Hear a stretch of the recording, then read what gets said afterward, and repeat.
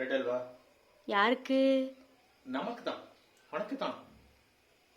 Hi all, happy Krishna Jayanthi.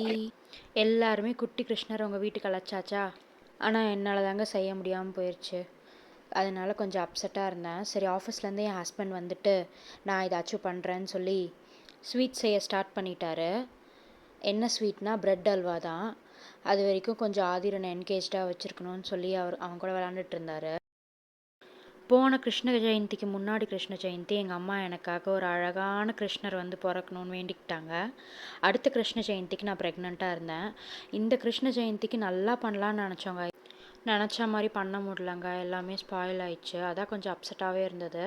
ஆனால் husband வந்து ஏதோ ஒரு ஸ்வீட் செஞ்சு சாமிக்கு வைக்கலான்னு சொல்லி ட்ரை பண்ணிகிட்டு இருந்தார். வீட்டில் இருந்த ப்ரெட் வச்சு தாங்க பண்ணோம். ப்ரெட்டை ஃபுல்லாக ஃப்ரை பண்ணிவிட்டு அப்புறம் ஒரு சைடு அடுப்பில் கொஞ்சம் தண்ணி வச்சு சர்க்கரை பாகு காய்ச்சிக்கிட்டாரு. ப்ரெட்டு நல்லா ப்ரௌன் ஆகிற வரையும் ஃப்ரை பண்ணியிருந்தார். பார்க்கவே செம்ம டெம்டிங்காக இருந்தது. என்னால் வெயிட் பண்ணவே முடியல செஞ்சு முடிக்கிற வரைக்கும். எல்லாருக்கும் நல்லா சமைக்கிற ஹஸ்பண்ட் கிடைக்கணும்னு ஆசை இருக்கும். ஆனால் அப்படியே கிடச்சிட்டா அவங்க செம்ம லக்கி இல்லை? இதுவும் ஒரு கைண்ட் ஆஃப் மேனிஃபெஸ்டேஷன் தான் வச்சுக்கோங்களேன். நம்ம என்ன நினைக்கிறோமோ, நம்ம என்ன ஆசைப்படுறோமோ அதுதான் நம்மளுக்கு கிடைக்கும்.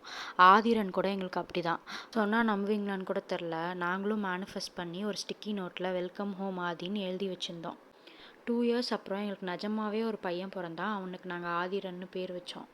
ஸோ இந்த வருஷம் யாருக்கெல்லாம் பாப்பா இல்லைன்னு சொல்லி ஃபீல் பண்ணிகிட்ருக்கீங்களோ, நீங்களும் அதே மாதிரி கும்பிட்டு மனசார வேண்டிக்கோங்க. நாங்களும் வேண்டிக்கிறோம். நெக்ஸ்ட் இயர் உங்களுக்கு கண்டிப்பாக ஒரு குட்டி பாப்பா வந்து பிறக்கும். நாங்கள் ரொம்ப சூப்பராக ஆதிரன் கிருஷ்ணர் வேஷம்லாம் போட்டு செய்யலைனாலும் சிம்பிளாக ஏதோ ஒன்று செஞ்சு முடிச்சிட்டோம். மனசுக்கு ரொம்ப திருப்தியாக இருந்தது.